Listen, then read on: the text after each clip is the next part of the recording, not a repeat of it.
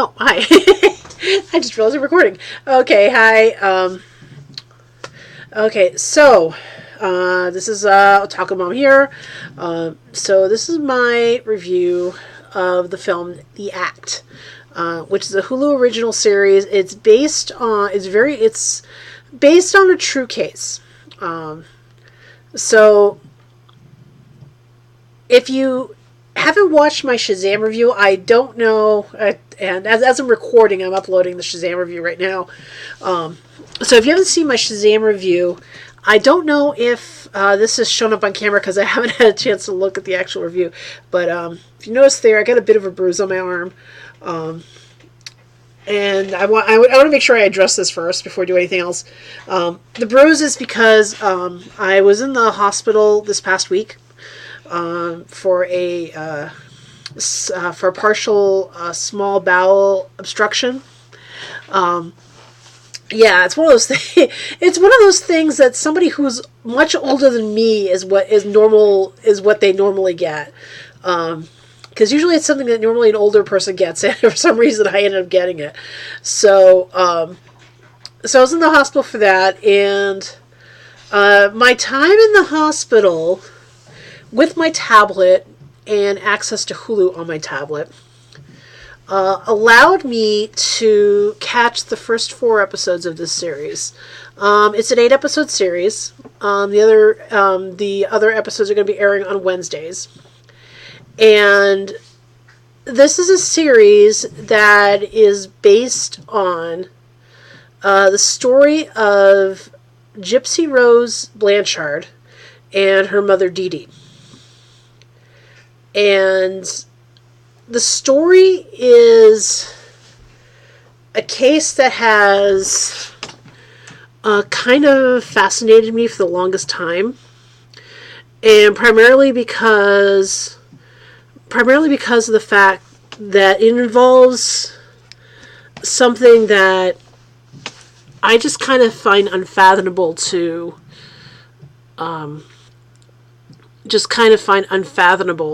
as a mother, that anyone would do this to their own kid. Now,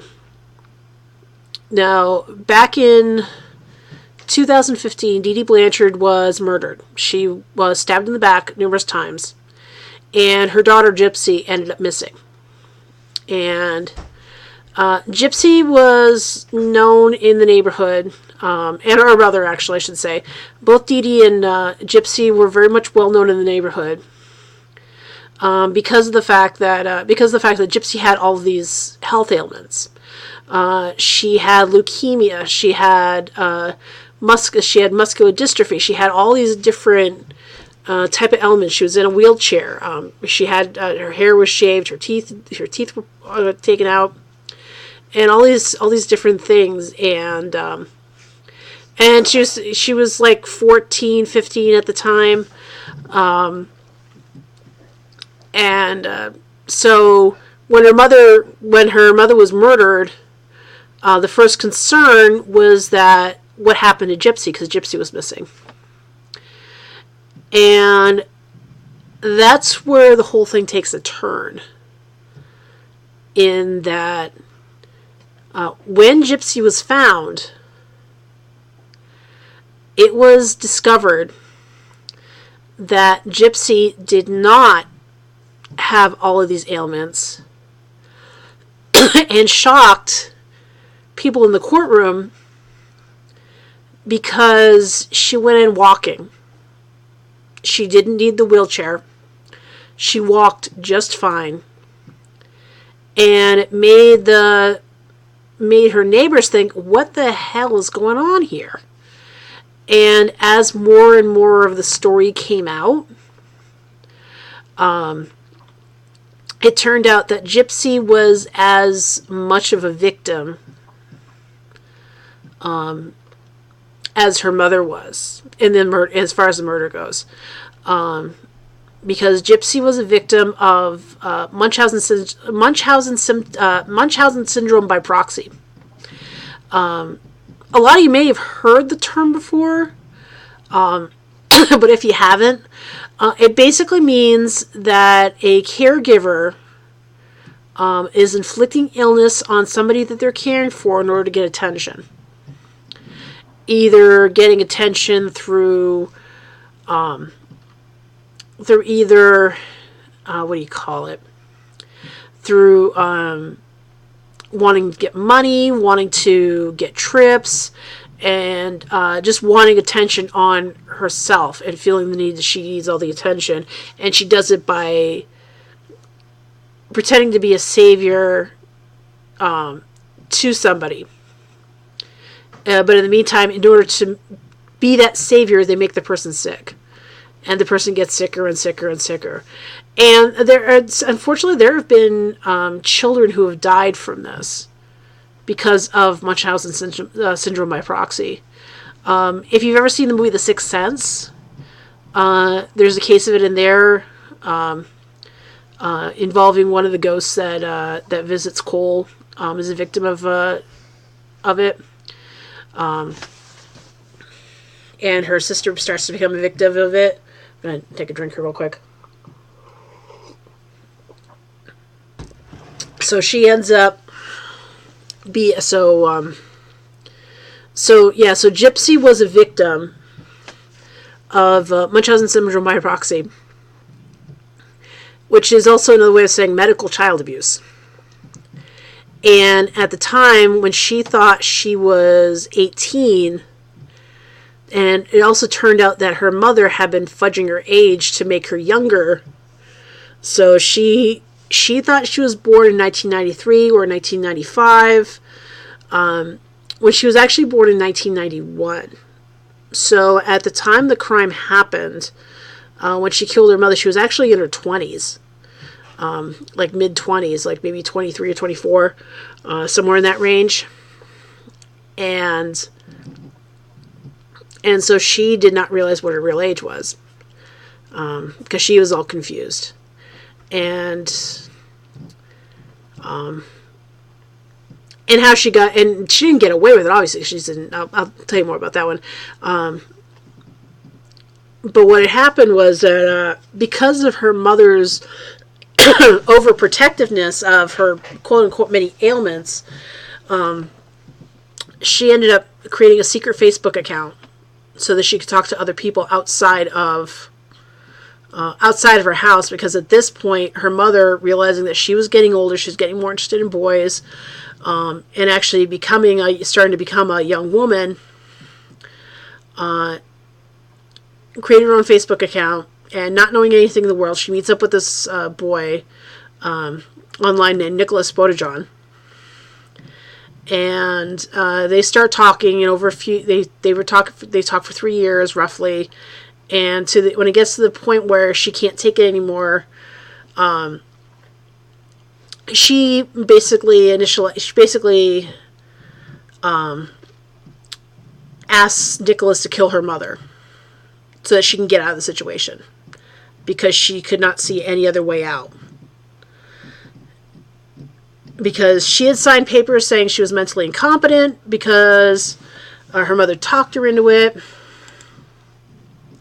And she just couldn't see any other way out, because she said if she tried to go to the police, they would dismiss her because she'd signed these papers. And just she'd be sent back to her mother. She felt trapped. She honestly felt trapped. And I'm not justifying what she did. I mean, I'm just going to be clear that I'm not justifying what she did, but I could understand the situation she felt like she was in. And so she ended up killing her mom. And the only reason anybody even found the body was because when nobody found the body after a few days, she actually went on her and her mother's shared Facebook and posted a rather lewd message about that said the bitch is dead. And when she did that, she posted something else about I killed her mom and raped her daughter. So that caused people to go and check the house, and that's how they found her. So, and of course, with all this coming, this is just such a crazy story as to why people didn't catch on. I mean, apparently there have been suspicions beforehand, but every time somebody started coming up with a suspicion, she wouldn't go to that doctor anymore. so they couldn't examine her anymore. And there were doctors that had their suspicions, and were just and of course they wanted to test her further and all this, but they didn't. But the mother wouldn't let them, or she would stop going to that doctor, whatever. When she did have her suspicions. So, so basically, the show, The Act, is that story, and it starts out the show. I shouldn't say the movie because it's a series. The show starts out with Dee Dee's murder. And somebody getting concerned about her and going into her house. And then it kind of unfolds over the 6 years leading up to that moment. And about her moving into the neighborhood and all this. And there's some stellar acting in this show. Joey King, I have to give her props. It's like I'm actually watching an interview with Gypsy Blanchard. If you've never seen Gypsy in interviews, one, look it up on YouTube and tell me that, and then watch the show and tell me that Joey King does perfect portrayal of this young girl. Got the voice down and everything because Gypsy has this really high voice, like girlish voice, even though she's in her 20s, and she gets down like perfectly. I mean, there's always been debate about whether that's her real voice, but her father, who's very much alive, so that is her real voice. She talks like that normally. It just kind of played into the idea that people thought that she was a little girl. And then you have Patricia Arquette, who does a really good job with this too. She gets it. She gets that characterization of this crazy mother who is very overprotective and will do anything to make sure this con is kept up for as long as possible, and just not letting up on this con. So, and also showing how manipulative she is and whatnot, and she just gets this role. She just gets her. And of course there are a lot of other characters that are kind of fictionalized from the life of these characters, because you have the neighbors across the street who have their suspicions as to something's going on over there, but they can't quite put their finger on it. And some of the other neighbors, and you got the doctor who suspects the Munchausen by proxy, but can't put her finger on it. Can't quite prove it. And then you have a bunch of other characters who have their suspicions as to what's going on. But again, can't prove it, can't quite put their finger on it. And then you have what do you call it? And this show is just really, really well acted.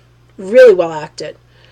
And it's also very tough to watch, because you're basically watching somebody abuse their child, and that could be regardless, that is a very tough thing to watch overall. You're basically watching a woman put her child through the ringer in order to keep up her own illusion about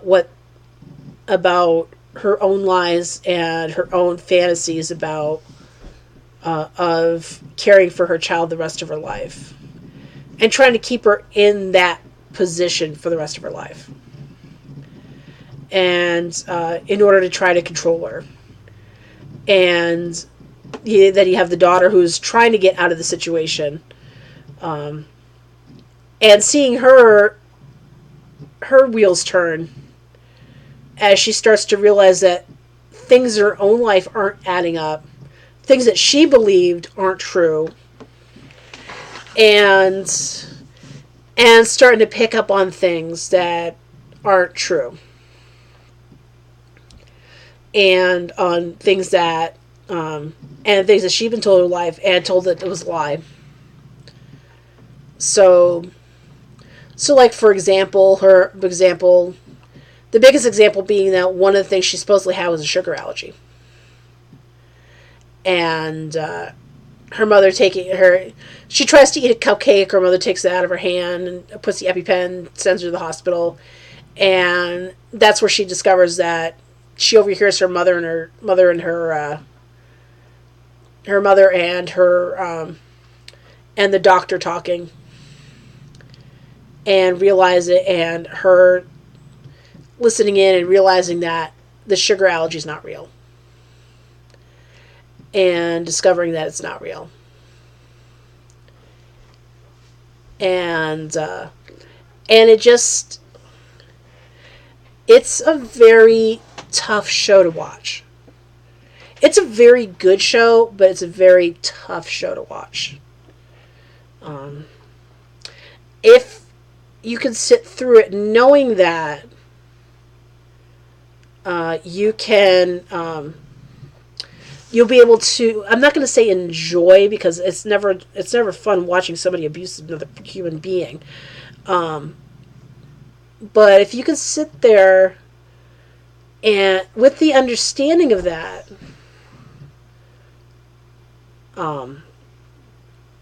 with the understanding that this is really tough. This is really tough, a tough thing to witness and go through. Even when you realize that she, through her own,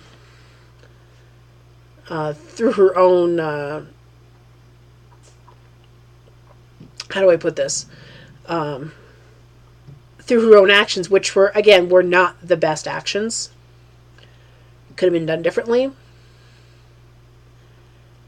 But watching her go through this, and watching this character, watch Gypsy go through all this, and you just feel for her, because you just want her to be free. You just want her to finally leave.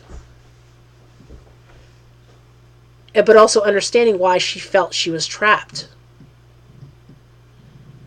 So anyway, so I recommend this. If you have the stomach for this one, definitely watch it. Definitely watch it. I'm not saying it's going to be traditionally enjoyable, but if you have the stomach to watch this, I highly recommend it. Okay. So, my next review, I don't know what it is going to be yet. I just happened that I had Shazam that I just watched yesterday. I just watched this over the weekend. I wanted to do a review on it, so I may do reviews of upcoming episodes of this one. Because like I said, it's an 8-episode series. I've watched the first 4. The next episode's coming out on Wednesday. So I may do an episode-by-episode review of this one, so we'll see. Okay, so in the meantime, have a good day. Bye.